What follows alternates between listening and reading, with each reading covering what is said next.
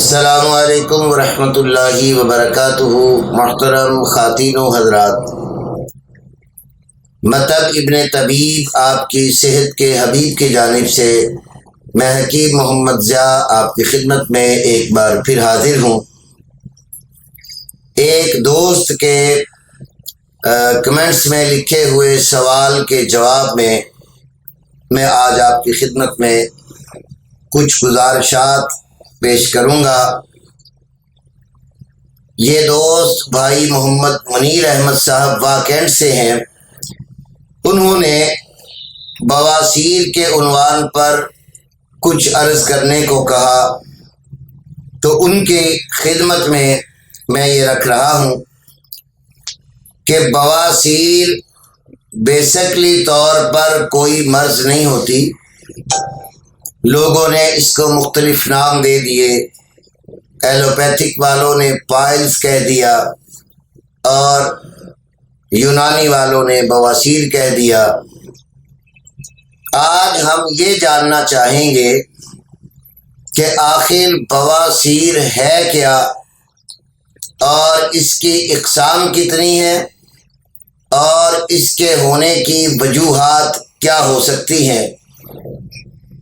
تو عزیزان محترم، سب سے پہلے میں آج آپ سے اس بواسیر کے عنوان پر ایک تعارف کروا دیتا ہوں انسانی جسم کے زہروں کی۔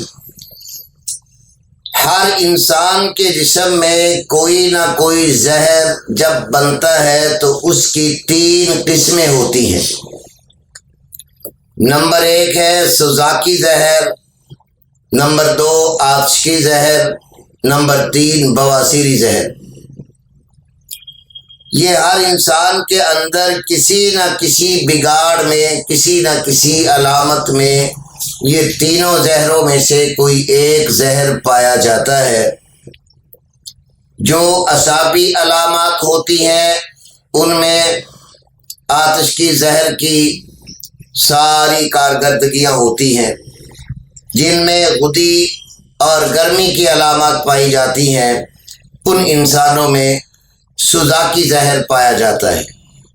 جن انسانوں میں خشکی اور خشکی سے متعلقہ جتنے امراض ہیں، مسلز کے اور انسان کی جتنی بھی تیزابیت ہے وہ خشکی سے تعلق رکھتی ہے، اس زہر کو بواسیری زہر کہا جاتا ہے۔ میں اکثر اپنے مریضوں کے پرچے پہ لکھتا ہوں سلپ پر علامات کے لحاظ سے کہ بواسیری زہر ہے، اعصابی زہر ہے یا سوزاکی زہر ہے۔ تو محترم پیارے بھائی محمد منیر احمد صاحب کا میں مشکور ہوں کہ انہوں نے میری توجہ اس علامات کی طرف دلوائی جو کہ آج کل بہت سارے لوگوں کو ہو رہی ہے۔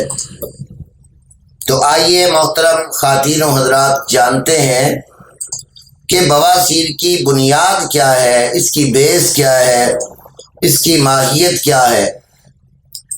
بواسیر حقیقی طور پر اس وقت تک نہیں ہوتی جس وقت تک انسان کے جسم کے اندر بواسیری زہر نہ بن جائے، اور بواسیری زہر کی جو قسمیں ہیں وہ الگ الگ درجات رکھتی ہیں۔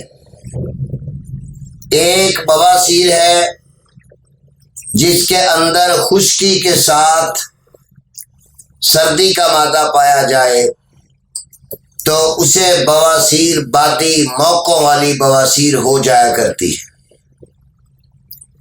دوسرا خونی بواسیر، خشکی کے ساتھ گرمی کا غلبہ پایا جائے تو اس انسان یا مرد و زن کو خونی بواسیر ہو جایا کرتی ہے۔ خونی بواسیر انسان کی باڈی میں سے سارا خون بھی نچوڑ دیتی ہے اور بہت کریٹیکل کنڈیشن پیدا ہو جایا کرتی ہے۔ بسا اوقات بعض مریضوں کو دیکھا ہے کہ خون کی کمی آ کر ان کی ڈیتھ بھی ہو گئی۔ اللہ پاک اپنی حفظ و امان میں رکھے، آمین۔ اور بعض مریض ہیں کہ آئے دن ان کی بلیڈنگ ہوتی رہتی ہے، ہر बाथरूम में चक्कर जब लगा कर आते हैं तो उनको खून आता रहता है। और कुछ मरीज जो बवासीर बादी के मरीज हैं, वो जब भी बेचारे बाथरूम जाते हैं उनकी चीखें निकल जाती हैं, पखाना खुलकर नहीं आता बल्कि मसे आगे आकर उनका प्रेशर बढ़ जाता है और तकलीफ से वो बहुत कर्ब से गुजरकर वो अपने पखाने से फारिग होते हैं। तो अज़ीज़ान मोहतरम, सबसे पहले मैं ये गुजारिश कर दूं कि जिसे हम बादी बवासीर कहते हैं, ये बलगम के साथ इंतहाई खुश्की जब बढ़ जाती है तो मुंजमद रतूबात हो जाती हैं, तो चूँकि फालतू फजलात भी अंदर जामद हो जाते हैं, जिसकी बिना पर आपकी रेक्टम में पखाने की बड़ी आंत में ये मवाद जमा होकर मसों की शक्ल इख्तियार कर लेता है। और मसों की फिर आगे 3-4 इकसाम हुक्माए किराम ने लिखा है कि कोई मसे अंगूर के बराबर होते हैं, कोई मसे शहतूत की तरह लटकने वाले, कोई मसे बड़े खजूर की तरह और कोई चनों के बराबर दानेदार मसे होते हैं। अब इन मसों के साइज की जो कहानी है वो इस तरह से है कि मवाद की कमी और ज़्यादती के लिहाज से मसे छोटे और बड़े होते हैं। कई लोगों को मसे छोटे शुरू होकर बाद में बड़े हो जाते हैं और कई लोगों को शुरू होते ही मसे बड़े बनना शुरू हो जाते हैं। कईयों के चने बराबर निशान होते हैं, बाद में वो मसे बहुत बढ़ जाते हैं। इसकी वजह ये होती है कि इंसान अपनी ग़िज़ा में बाकी चीज़ों को, जैसा कि आलू, चावल, गोभी, बैंगन, बताऊं, मटर, छोलिया और तमाम तर ऐसी सब्जियां जिनके अंदर खुश्की, सर्दी और मिट्टी के असरात ज़्यादा पाए जाते हों, उनके इस्तेमाल से इंसान के खून के अंदर जब ये मादा बढ़ जाता है तो ये ज़रूरी नहीं है कि उसे बवासीर ही हो जाए। ये मादा जिस तरफ इंसान के ब्लड सर्कुलेशन में रुझान कर लेता है, जिस तरफ तबीयत इसको धकेल देती है, उस तरफ जाकर वह मुख्तलिफ अलामात की शक्ल में मुख्तलिफ अमराज और नाम से जाना जाता है। जैसा कि मैं आपको अर्ज़ कर चुका हूँ कि खून एक और बीमारियाँ हज़ार, कि इसके अंदर मैं वजाहत से बता चुका हूँ कि बीमारियों के नाम और अलामात तो मुख्तलिफ हो सकती हैं, लेकिन खून एक ही है। वो जिस मकाम पर जाकर बिगड़ता है उस मकाम के लिहाज से उसका नाम और उसकी अलामात को जाना जाता है। तो अज़ीज़ान मोहतरम, ये बवासीर बादी मौक़ों वाली बवासीर है। इसमें शिद्दत की कब्ज़ होती है और पखाना आने में बहुत दिक्कत और दुश्वारी और तकलीफ़ का सामना करना पड़ता है मरीज़ को। और अगर इसका मुस्तकिल सद्देबाब ना किया जाए बल्कि एलोपैथिक इलाज करवाया जाए, मसे कटवाए जाएं, तो आप यकीन जानें 2-3 माह में, 2-3 सालों में, 1 साल में, 2 साल में ये मसे दोबारा बन जाते हैं। मेरे पास 7 मरतबा ऑपरेशन करवा कर पेशेंट आए कि जी अब तो थक गए हैं ऑपरेट करवा के, एलोपैथिक में बवासीर का कोई खातिर खा इलाज नहीं सिवाय चीरे फाड़े और मसों को काटने से। चेजाई के मसों को काटने से वक्ती इंसान को पखाना खुल कर आ जाता है, उसकी तकलीफ़ में कुछ रिलीफ मिल जाता है। लेकिन मैं ये पूछता हूँ, क्या मरीज़ की ग़िज़ा डॉक्टर ने बदली? नहीं बदली।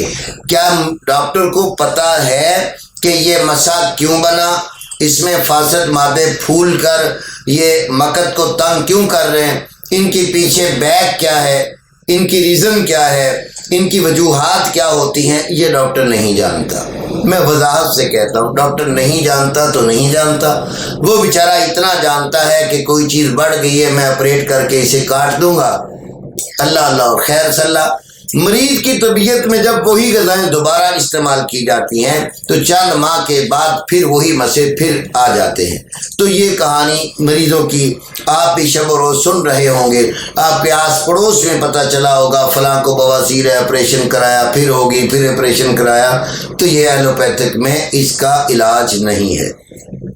आए अब इसको मैं आपको ग़िज़ा की सूरत में बतलाऊँ।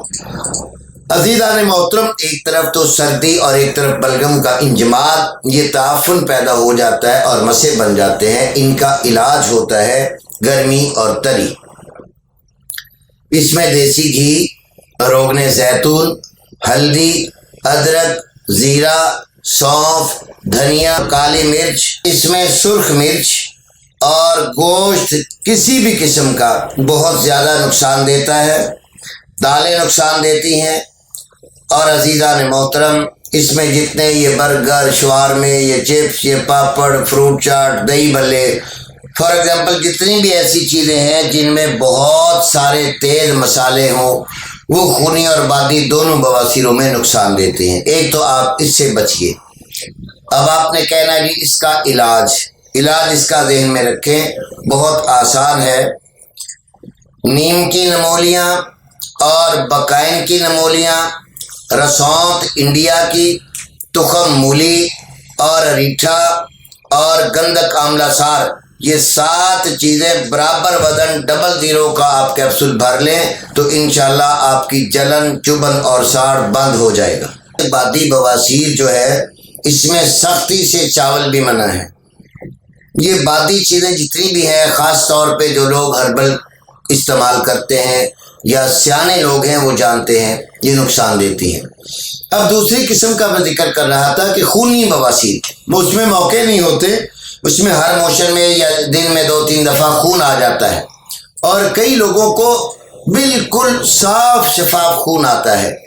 तो अज़ीज़ान मोहतरम, आप जानते हैं कि जहाँ खून है वहाँ रतूबात की इंतहाई कमी होती है और जहाँ खून होता है वहाँ रतूबात बिल्कुल खुश्क हो चुकी होती है और जब रतूबात बढ़ती है तो वहाँ खून बिल्कुल ठंडा हो जाता है।